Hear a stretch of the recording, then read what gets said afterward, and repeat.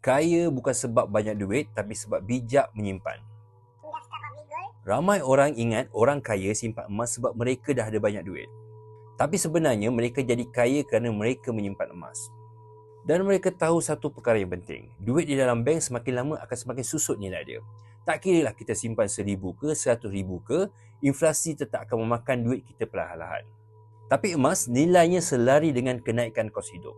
Kalau harga barang naik, nilai emas pun akan turut naik.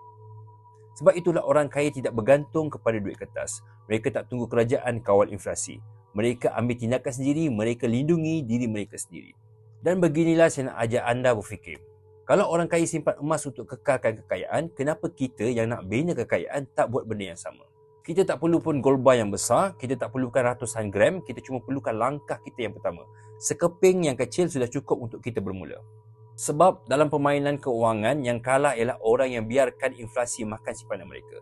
Yang menang ialah orang yang bertindak awal. Untuk mulakan simpanan emas bersama Public Gold, anda boleh hubungi saya dan jangan lupa share, follow dan juga like untuk info lain tentang emas.